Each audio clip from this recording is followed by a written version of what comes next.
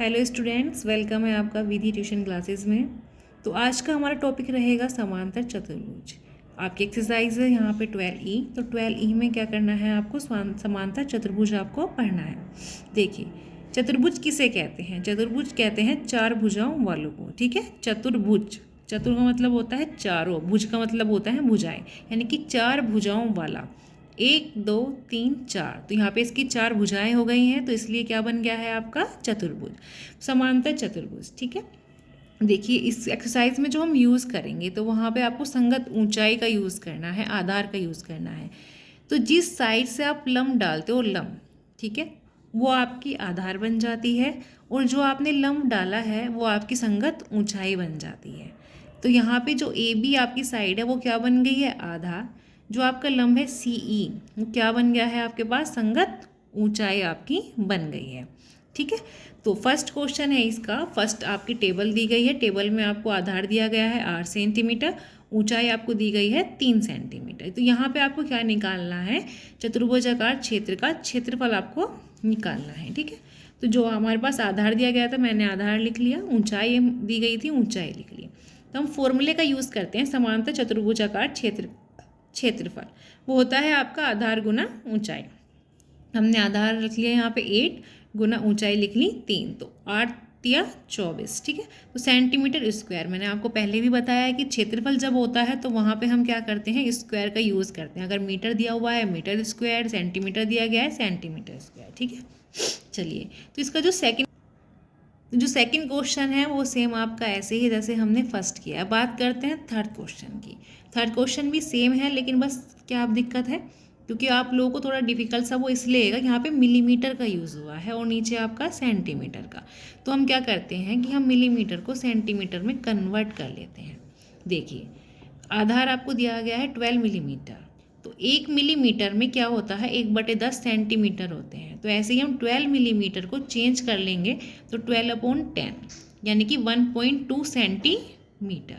तो अब आपको क्या करना है, संगत ऊंचाई हमें दी गई है 8.7 सेंटीमीटर।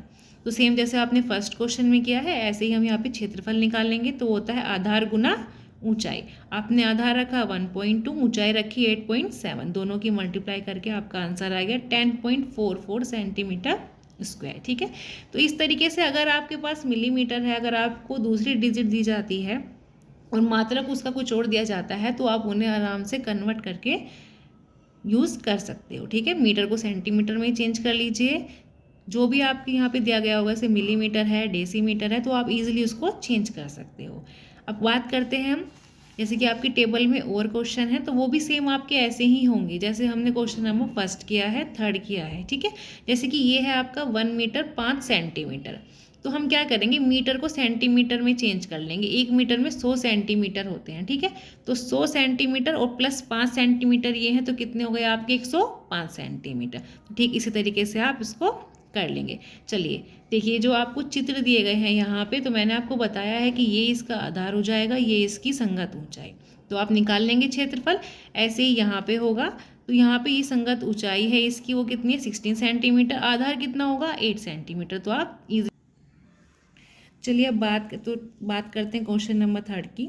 आपको चतुर्भुज की ऊंचाई निकालनी है। ठीक है, घिरे क्षेत्र का क्षेत्रफल आपको दिया गया है, प्लस आपको आधार दिया गया है डेसीमीटर में। देखिए, समांतर चतुर्भुज का क्षेत्रफल मुझे दिया गया है 2.25 मीटर स्क्वायर।